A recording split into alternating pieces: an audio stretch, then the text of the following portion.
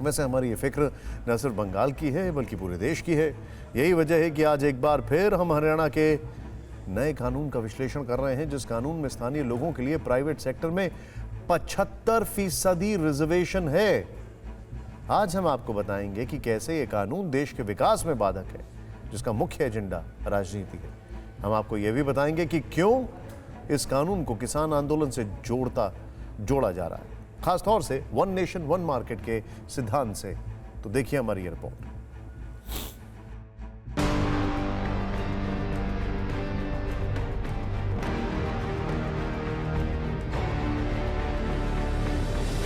Private नौकरियों में हरियाणा के युवाओं को 75% आरक्षण अब सूबे का नया कानून है और सच्चाई भी। 1 अप्रैल से ही हरियाणा की सरकार इस कानून को पूरे राज्य में लागू करवाने की मुहिम भी शुरू करने वाली है। हमारी प्राथमिकता है कि इस महीने के अंदर हम रूल्स ड्राफ्ट कर उनको भी पब्लिश करें कि अप्रैल 1 वीक से पूरे प्रदेश में एम्प्लॉयमेंट विभाग भी और लेबर विभाग भी एक ड्राइव चलाए, जिससे लोकल कैंडिडेट्स की हिस्सेदारी सुनिश्चित करें। हो सकता है जल्द ही इसका असर गुरुग्राम, मानेसर और पंचकुला में काम कर रही कंपनियों पर भी दिखे, खासतौर से आईटी, ऑटोमोबाइल, इलेक्ट्रॉनिक्स और बीपीओ जैसी कंपनियों पर, जिनका हब हरियाणा के इन्हीं इलाकों में है। यहाँ हजारों कर्मचारी देश के दूसरे प्रदेशों से आकर काम कर रहे हैं। इनमें आईटी प्रोफेशनल्स, ऑटोमोबाइल और इलेक्ट्रॉनिक इंजीनियर से लेकर अनस्किल्ड युवा भी हैं। लेकिन हरियाणा सरकार की प्राथमिकता में सिर्फ लोकल कैंडिडेट्स हैं, जो हरियाणा में जन्मे हो या फिर पिछले 15 वर्षों से हरियाणा में ही रह रहे हों। उन्हें ही स्थायी निवासी माना जाएगा, यानी यही लोग आरक्षण के हकदार होंगे। और ये लोग हरियाणा सरकार की लिस्ट में सबसे ऊपर भी हैं। जब तक हम लोकल कैंडिडेट्स को प्राथमिकता नहीं देंगे, स्टेट्स के अंदर डेवलपमेंट नहीं हो पाएगी। आज हमने तीनों चीज़ों को स्टडी करते हुए इंडस्ट्री के लोगों के साथ भी कई दौर की बैठकें करी।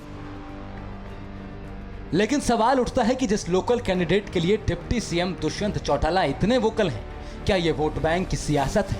इसे बारी बारी से समझने की जरूरत है, क्योंकि दुष्यंत चौटाला की जननायक जनता पार्टी ने ही चुनावों में वादा किया था कि वो प्राइवेट सेक्टर में हरियाणा के युवाओं के लिए रिजर्वेशन कानून लाएगी। तो क्या वोट बैंक की राजनीति के लिए जननायक जनता पार्टी ने नए कानून को अमली जामा पहनाया है? इस बात को आप ऐसे भी समझ सकते हैं, हरियाणा में 15 से 34 साल तक के युवाओं की कुल संख्या 90 लाख से ज्यादा है, जिसमें बेरोजगार युवाओं की तादाद 26% है।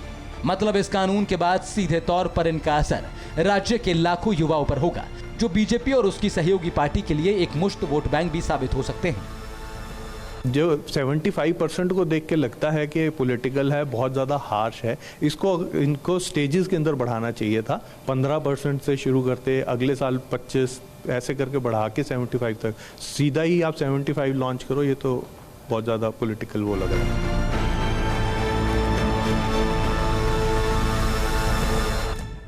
परवाह देश की, सोमवार से शुक्रवार रात 10 बजे TV9 भारतवर्ष पर।